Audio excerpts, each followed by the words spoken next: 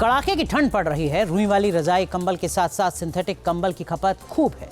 इस बीच दावा किया जा रहा है कि सिंथेटिक कंबल का महीनों तक इस्तेमाल करने से गंभीर बीमारी हो सकती है। कैंसर और अस्थमा जैसी खतरनाक बीमारी की चपेट में वो इंसान को पहुंचा देती है। इन दावों की हकीकत क्या है, देखिए इस रिपोर्ट में।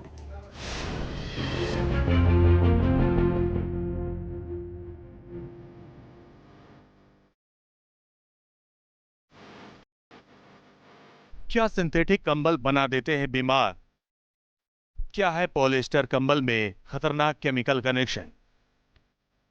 कड़ाके की सर्दी में रजाई कंबल के बिना गुजारा असंभव, लेकिन अब पॉलिएस्टर वाले हल्के कंबल रजाई का ट्रेंड काफी रहता। बड़े के लिए हो या फिर छोटे छोटे बच्चों के लिए, आज के दौर में माइक्रोफाइबर यानी पॉलिएस्टर वाले कंबल का क्रेज रहता।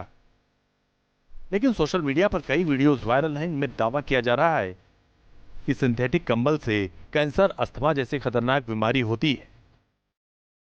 अब सवाल है कि माइक्रोफाइबर वाले कंबल क्यों खतरनाक होते हैं? परफ्लोरोएल्काइल सल्फोनेट्स यानी PFAS और एंटीमनी डाली जाती हैं। केमिकल इस्तेमाल करने पर कैंसर, अस्थमा जैसी कई गंभीर बीमारी का कारण बनते हैं। माइक्रोफाइबर के इस्तेमाल को खतरनाक बताया गया।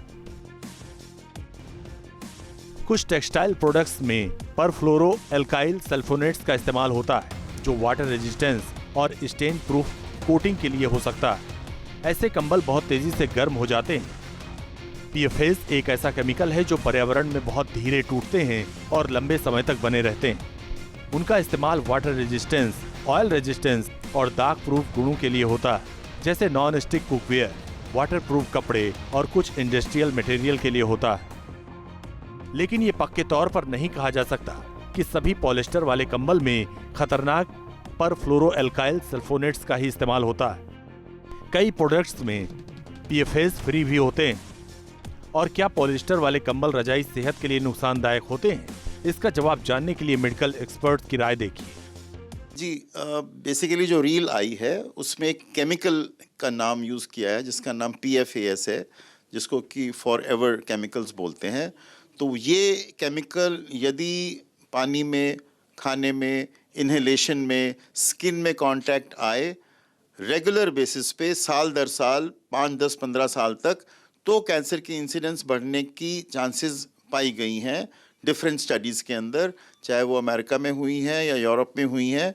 तो वो केमिकल का जो इस्तेमाल है वो कम से कम होना चाहिए और आइडेंटिफाई होना चाहिए कि आपके जो ब्लैंकेट यूज़ कर रहे हैं, पॉलिएस्टर जो उसमें लगी है, उसमें PFAS कितना है। सर्दियों के मौसम में अगले 3-4 महीने तक बिना रजाई कंबल के गुजारा संभव है, लेकिन इन्हें बेडशीट की तरह धुलना भी मुश्किल होता है। इसलिए नॉर्मल रजाई कंबल हो या फिर सिंथेटिक, इनमें भी इन्फेक्शन होने का खतरा रहता है। इसीलिए डॉक्टर सलाह देते हैं कि रखरखाव में साफ सफाई बहुत जरूरी है।